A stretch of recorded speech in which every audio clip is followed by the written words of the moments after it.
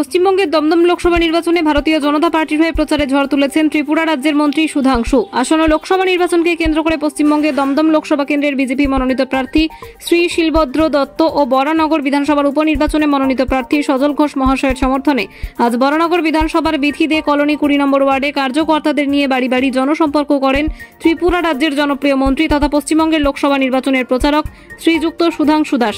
মোদিজির হাতকে শক্তিশালী করতে বিজেপিকে নিজের মূল্যবান ভোট প্রদানের মাধ্যমে পশ্চিমবঙ্গে এক নতুন সূর্যোদয় ঘটাতে সবার প্রতি বিনম্র আহ্বান রাখেন তিনি।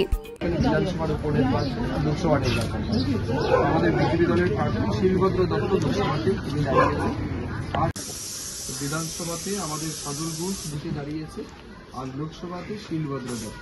কেমন দুজনকেই পদ্মফুল চিহ্ন দিচ্ছে। নরেন্দ্র মোদী কেমন লাগে আপনাদের? ভালো লাগে না? এই নির্বাচন আমি সুধাংশু দাস, আমি ত্রিপুরা থেকে এসেছি আপনাদের এখানে কথা বলতে। তো আমাদের আগামী 1 জুন বিধানসভার উপনির্বাচন হবে এবং লোকসভার নির্বাচন হবে। বিধানসভার উপনির্বাচনে আমাদের প্রার্থী সজল ঘোষ, বিজেপি দলের ঘোষ, তিনি সজল ঘোষ। আর লোকসভা নির্বাচন একই দিনে হবে, বিজেপি দলের প্রার্থী শিলভদ্র দত্ত। দুজনকেই পদ্মফুলে ভোট দিয়ে আশীর্বাদ করবে। কেমন দাঁড়িয়েছেন, আর বিধানসভাতে সজল ঘোষ দাঁড়িয়েছেন।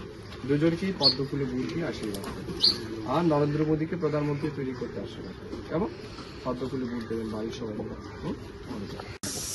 বিধানসভাতে আমাদের সজল ঘোষ জিতে দাঁড়িয়েছে, আর লোকসভাতে শিলভদ্র দত্ত। কেমন দুজনকেই পদ্মফুল চিহ্ন ভোট দেবে। নরেন্দ্র মোদী কেমন লাগে আপনাদের?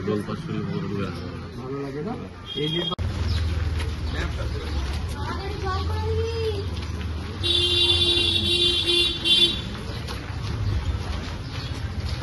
আপনার খুশি রইল, কেমন আশীর্বাদ রাখবেন।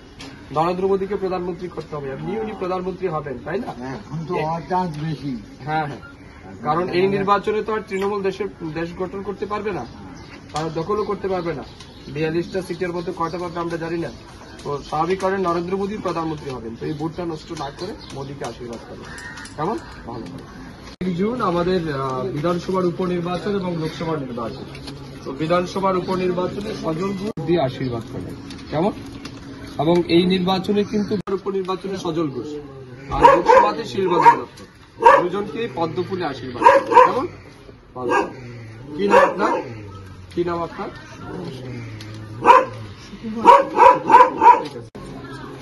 আগামী 1 জুন আমাদের এখানে নির্বাচন হবে, আপনাদের লোকসভা নির্বাচন এবং বিধানসভার উপনির্বাচন।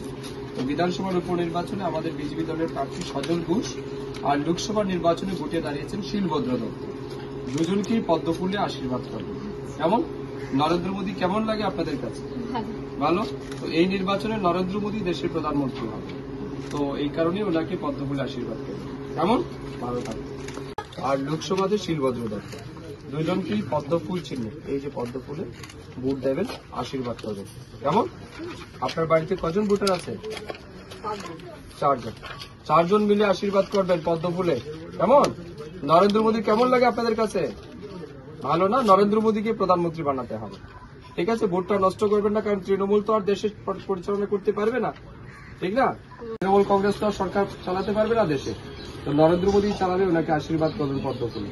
কেমন ভালো থাকবে। সেইটাকে পাই তো আপনি শুধু ভোট দিলে চলবে না, আপনি আরো কিছু ভোট আমাদেরকে সাহায্য করবেন যাতে আমরা পাই। কেমন পদ্মফুলে নরেন্দ্র মোদীকে আশীর্বাদ করতে হবে।